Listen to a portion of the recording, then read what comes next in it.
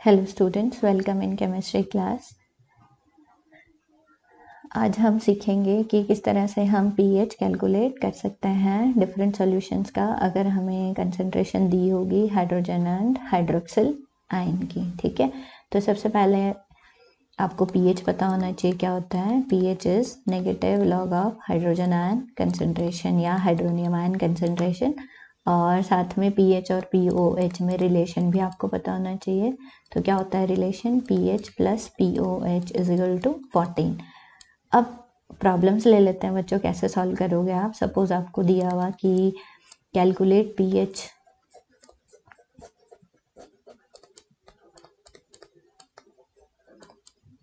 Of 0.02 normal HCl। अब सबसे पहली बात आपने क्या याद रखनी है कि जो हमारे पास ना बच्चों पीएच निकालते हैं ना हम हमेशा that is for molar solution. ठीक है, मोलर सॉल्यूशन का निकालते हैं हम, कभी भी नॉर्मल सॉल्यूशन का पीएच नहीं निकालते। तो जहाँ कहीं हमें नॉर्मेलिटी दी हो तो हमें सबसे पहले उसको किस में चेंज करना पड़ता है, मोलैरिटी में।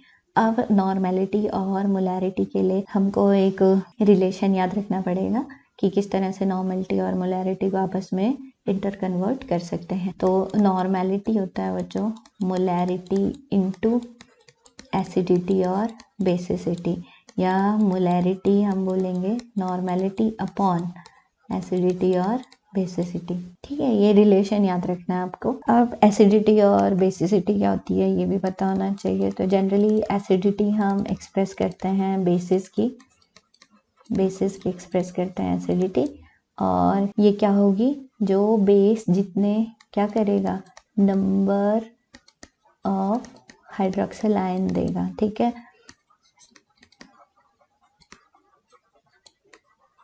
उसको बोल देते हैं हम उसकी एसिडिटी।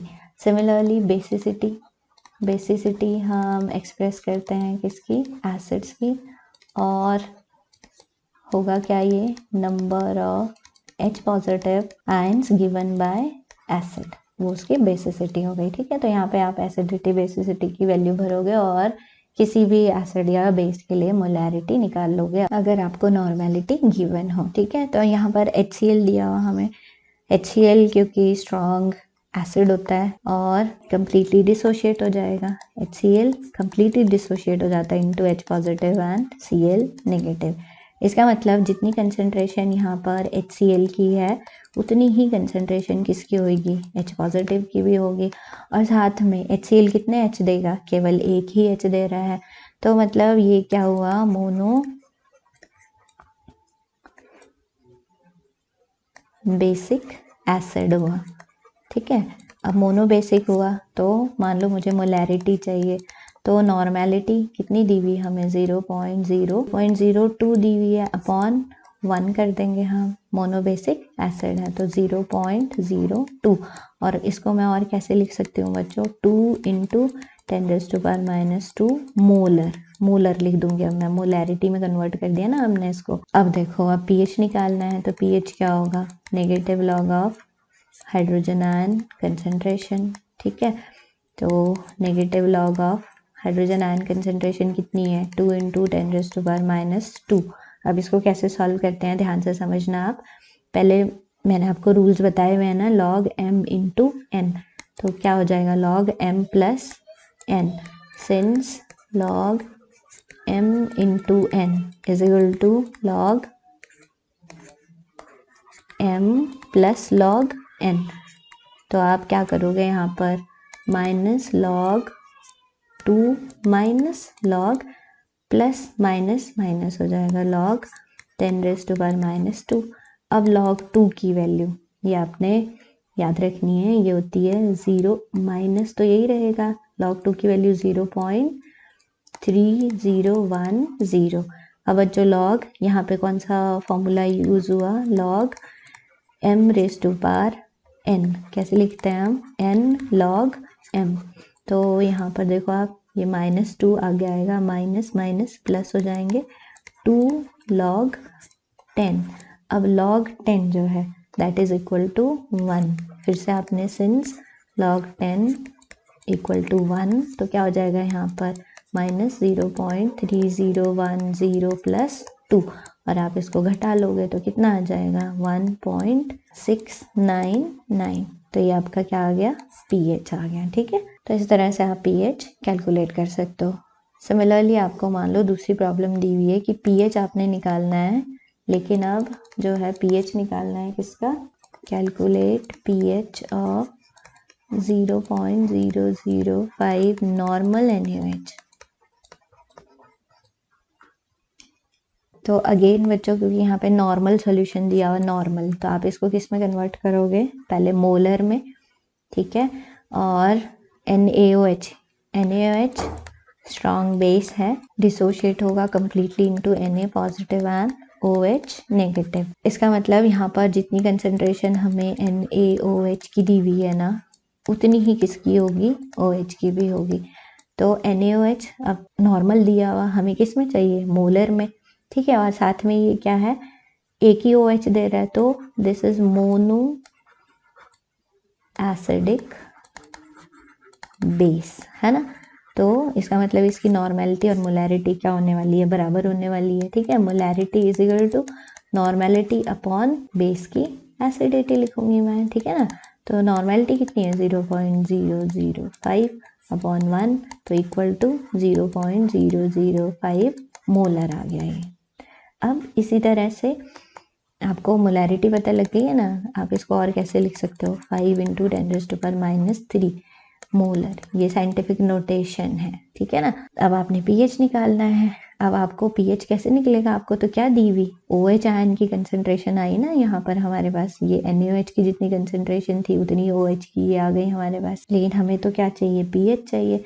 तो हम बच्चों ये रिलेशन यूज करेंगे यहाँ पर, pH POH = 14, लेकिन पहले POH निकालना पड़ेगा ना, तो कैसे निकालेंगे, POH = negative log of hydroxyl ion concentration.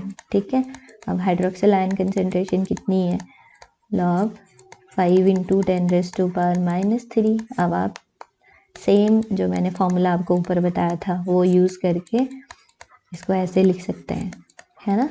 याद है ना आपको, मैंने ऊपर क्या बताया था, m × n, तो m + n माइनस log 5 की वैल्यू कितनी होती है बच्चों, 0.6990, ये log 5 की वैल्यू है, प्लस 3 log 10, log 10 1 होता है, तो हमारे पास रह गया -0.6990 प्लस 3, है ना, और ये आ गया मेरे पास 2.3010। ठीक है, ये आ गया मेरे पास POH। तो pH निकालना है हमने, कैसे निकाल लेंगे, pH = 14 माइनस POH, तो 14 माइनस 2.3010, तो ये कितना आ गया, तो ये आ गया हमारे पास 11.6990। ठीक है, तो ये आ गया सॉल्यूशन का pH।